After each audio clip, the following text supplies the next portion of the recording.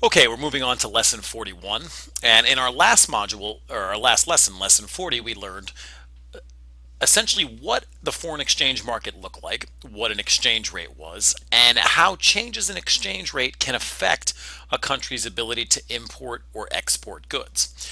That's all going to still be very relevant. But the one thing we didn't talk about in the last lesson was exactly why is it that there are changes to the demand for one's currency or changes in the supply of one's currency. We sort of took that for granted and explain the impact of those changes, but not why they happened. And that's what today's lesson, lesson 41, is going to be all about. Why do we have changes in the foreign exchange market? So let me go back to an example we started with in our last lesson. We do a little recall here. First of all, we had an exchange rate. We defined that as the quantity of a currency that can be exchanged for a unit of another currency. And again, we gave this example here. You might remember it, where we had the quantity, first of all, of dollars, the dollar market in Japan, which would mean the dollar market relative to the yen. And then conversely, we had the market for the yen, with the price of the yen being the number of dollars that you get for the yen. And of course, we had a supply and demand of that currency. And we noted that, for example, if 2 yen equaled $1, then conversely, it must also be true that half of a dollar equals 1 yen. And we showed that if, for example, there was an increase in demand, that for the dollar, that the exchange rate would increase. We would get more yen for the dollar. And because there was more demand for the dollar, the Japanese would send the United States more yen. And so the supply of yen would increase, and that consequently would decrease the value of the yen. So instead of getting a half of a dollar, you now only get a quarter of a dollar. And we noted that because all of that's true, now the dollar has appreciated, it gets more yen for the dollar, and the yen has depreciated. It gets less dollars for the yen. Additionally, in terms of recalling our last lesson, we learned the following. We learned that when a nation's currency appreciates, two things happen. First, its imports will increase and its exports will decrease. And again, why? Because if your currency appreciates, that means that other people's goods are cheaper, but your goods are more expensive to others. And that results in imports increasing and exports decreasing. If the nation's currency depreciates, of course, the opposite is true. Exports will increase and imports will decrease. If your currency is weaker compared to other currencies or depreciates, then their goods are going to be relatively more expensive, which will make it harder for you to import, but your goods will be relatively cheaper, which will make it easy for them to buy your goods and therefore export. Okay, that's all review from the last unit, or the last lesson, I should say. What we need to do now is take a look at why exactly demand does change for a currency. And we can actually talk about a lot of things, but what we've really learned here is essentially there's sort of a cause and effect relationship. If we understand why the demand for one currency changes, then we understand why the supply of the other currency changes. So we're going to focus on just looking at why demand for a currency would change. And there are really a number of factors, but the biggest one is maybe the most obvious one. We'll start with that. The nation's goods and services are more in demand. Okay, plain and simple. If you want to buy, as a, let's say, European, more American goods, what do you need in order to do that? You need more dollars. And so we'll start by kind of summarizing with this little bullet point. More of a nation's currency is required to buy that nation's goods and services. So whatever the reasons are that people want to buy more US things, maybe the US quality they consider is better, or the US has a specific product, maybe their terms of trade are better, they don't charge as much to ship things, whatever it is. If for some reason somebody wants to buy more of your goods and services, then in order to do that, they have to demand more of your currency because that's what you're going to accept in exchange for your goods and services. So number one on our list, demand for a currency will increase if that nation, whose currency we're talking about, has more demand for its goods and services. And again, we can think of probably 50 things that would cause a nation's goods and services demand to increase. But if it does, for whatever reason, then the demand for their currency must also increase.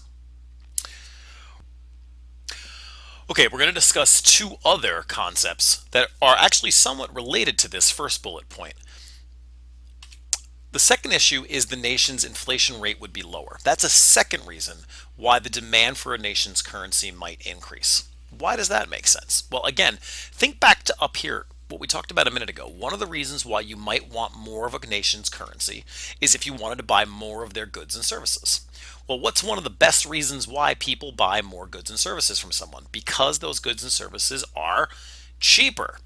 And what is inflation? Inflation is prices rising. So if you have low inflation, your prices are going to be lower. More people are going to want your goods. And again, to buy your goods, what do they need? More of your currency. And so the demand for your currency is going to increase. So that's the second reason. If inflation is low, and you'll notice I have a star there, I'll explain why I have a star there in a minute. If your inflation is low, then you're more likely to have a demand for your currency because people want to buy your goods and services because they're cheaper. Okay, lastly, and this one is the most important one, or at least the most commonly asked on the AP exam, is this. The nation's interest rate is higher. Now, you'll notice in both these instances I said lower and higher. And there's a reason I said lower and higher, and you'll see why in a second. It has to do with that star, but we'll come back to that in a minute. Interest rates are higher. Okay, well, why would interest rates matter as far as whether or not someone wants your currency? Well, here's why. Because when interest rates are higher, the financial assets of your country are more attractive to investors. So, for example, if a Mexican investor had to decide between whether to buy a financial asset from the US, let's say maybe a bond, or a Canadian financial asset, maybe a Canadian bond, what's the main thing they're going to consider? They're going to consider how much money are they going to make on buying that financial bond. If the US has an interest rate of 7 and Canada only has an interest rate of 5, then most likely they're going to buy the United States bond because the interest rates is higher. They get more back for their money. So first, just kind of get in our head, the higher interest rate, the more there's going to be a demand for your currency. It's important to note that there are so many things that affect the two things we just discussed, inflation and interest, that almost everything we've learned this year, therefore on some level affects exchange rates and the demand for currency. So for example, if the Fed decides to lower interest rates by lowering the discount rate, then what's going to happen? Well, interest rates are going to go down, and therefore the demand for that country's currency is going to decrease. If we talk about government debt, if the government decides to run a large debt, we know that drives up interest rates, and therefore, in that case, it would increase the demand for US currency. Virtually everything we've done so far this year affects currency and the demand for currency. And these are three sort of summaries that we can put into nice three little packages that all those other intangibles can be put into. If they want more of your stuff, they want more currency. If your goods are cheaper because of low inflation, they want more of your currency. If your interest rates are high, they want more of your currency.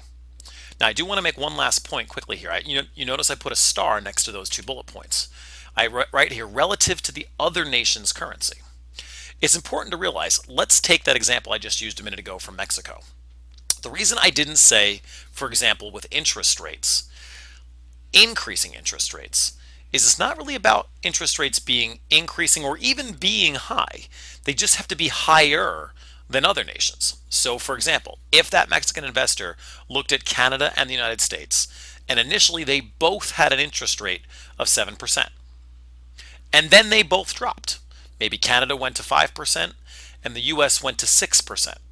Now, I don't want to say increasing interest rates because in that case, both countries dropped their interest rate, but the US didn't drop it by as much. So relatively, it had a higher interest rate than Canada did still. And that's the country would go towards. So the key idea is not so much that your interest rate is high or increasing, but that it's higher than your other guys, than your competitor. Okay, let's try an example to help clarify this. It says inflation rates in Japan decrease while inflation rates in the US increase. Show the impact on the market for the dollar and the yen. All right, well, we need to do both. So we have on our left here our market for the yen. We know the price of the yen is the dollar per yen. On the right, we have the market for the dollar. We know the price of the dollar is the yen per dollar. And supply and demand in there, and we mark both our initial exchange rates. Okay, so we've got our graphs laid out. Now we need to think about what we're going to do. Inflation rates in Japan decrease. So that means the price of all the goods in Japan seem to be going down, whereas inflation rates in the US increase. That means the price of US goods are rising. Which of the two are people more likely to buy? Well, it seems pretty logical that people are going to buy more Japanese goods, and therefore they need more Japanese currency. So the demand for the yen is going to increase, and that of course means the exchange rate is going to rise. If there's more demand for the yen by Americans, then Americans are sending the Japanese dollars in exchange. So the supply of dollars is going to increase, and the exchange rate is going to decrease. And then when all is said and done, the yen will have appreciated and the dollar will have depreciated. Okay. In this example, there's an increase in the demand for European goods and services in the US. Show how this impacts the market for the euro. All right, it's important first to recognize in this case that they're only asking for one of the two markets. They're not asking for the market for the dollar and the euro. They're only asking for the market for the euro. So in a way, it makes it harder because we can't just draw both and hope that we get them both right. We get them both up there. They're specifically asking us for the market for the euro. So what do I want to see? I want to see in the x-axis the idea that we're looking for the euros in the US. That's the quantity of euros, or you could just write the quantity of euros. We also want to make sure that we know the price. What is the price of a euro in the United States or relative to the dollar? And it is the number of dollars that you get for a euro. You got to have that marked correctly. Okay, now there's an increase in the demand for European goods. So if Americans want to buy more European goods, what will they need? They will need more euros. And so the demand for the euro will increase, which means the exchange rate will increase, or in other words, the euro will appreciate. Okay. Let's take a look at one last example. There is an increase in deficit spending in the United States while there's been no change in India. What impact will this event have on the market for dollars and rupees, which I note is India's currency? Okay, so we need both markets drawn here. We have to the right the market for the dollar in India, and over to the left the dollars in India, the market for the dollar, and to the right the market for rupees in the United States. What is the price of a dollar in India? It is the number of rupees that you get for a dollar. What is the price of a rupee in the US? The number of dollars that you get for a rupee. And we'll add in our supply and demand here. Okay, now we've got our two graphs. Now we have to go back and examine the question. There's an increase in deficit spending in the US while there has been no change in India. Well, when we think about deficit spending, we should probably be thinking about the loanable funds market. And what that really means is if there's been an increase in deficit spending, we learned in our last module that there's a decrease in the supply of loanable funds, which means interest rates are rising. And that's the key point. In the United States, interest rates are rising. So if interest rates are rising, where are foreign investors going to want to put their money? They're going to want to put it in the place with those high interest rates. In this case, the United States. And since they need United States money to do that, they're going to increase the demand for US currency. And that means the exchange rate rises, the number of rupees needed to get a dollar increases, and therefore, since the demand for the dollar is increasing, the supply of rupees going to the United States is also increasing, which means the exchange rate for the rupee is decreasing, and that means the dollar is appreciating and the rupee is depreciating. Okay, we have a worksheet in this module that does a number of examples that should help wrap this topic up. And then all of our next lesson is doing free response questions to apply these concepts.